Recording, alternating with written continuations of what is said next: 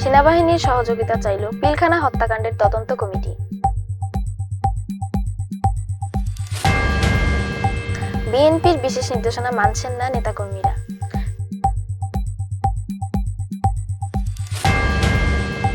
ট্রাম্পকে কঠোর হুঁশিয়ারি কানাডার সাবেক প্রধানমন্ত্রীর।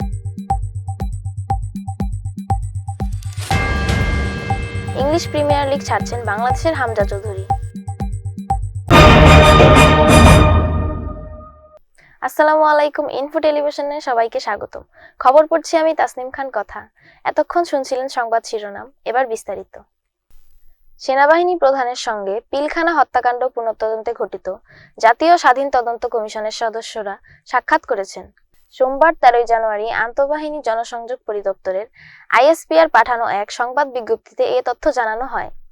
আইএসপিআর জানায়, আজ পিলখানা হত্যাকাণ্ড পুনঃতদন্তে ঘটিত জাতীয় স্বাধীন তদন্ত কমিশনের সভাপতি মেজর জেনারেল অবসর আলম ফজলুর রহমানের নেতৃত্বে কমিশনের সদস্যবৃন্দ সেনাবাহিনী প্রধানের সঙ্গে সৌজন্য সাক্ষাৎ করেন।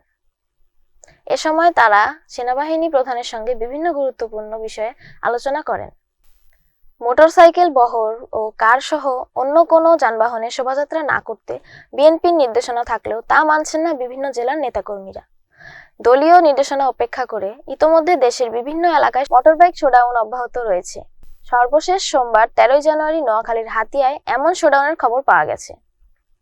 কানাডাকে যুক্তরাষ্ট্রের 51তম অঙ্গরাষ্ট্র করার ব্যাপারে যুক্তরাষ্ট্রের প্রেসিডেন্ট নির্বাচনে জয়ী ডোনাল্ড ট্রাম্প যে প্রচার প্রচারণা চালিয়ে যাচ্ছেন তা থেকে তাকে সরে আসার আহ্বান জানিয়েছেন কানাডার সাবেক প্রধানমন্ত্রী জক ইটিয়েন।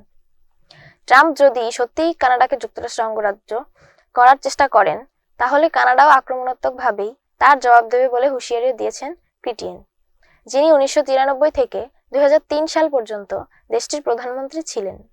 শীতকালীন দলবদলেই প্রিমিয়ার লিগের ক্লাব লেস্টার সিটি ছাড়ছেন বাংলাদেশের defensive midfielder Hamza Chowdhury. Loan delay বাকি মৌসুমের জন্য তিনি খুঁজে নিচ্ছেন নতুন ক্লাব।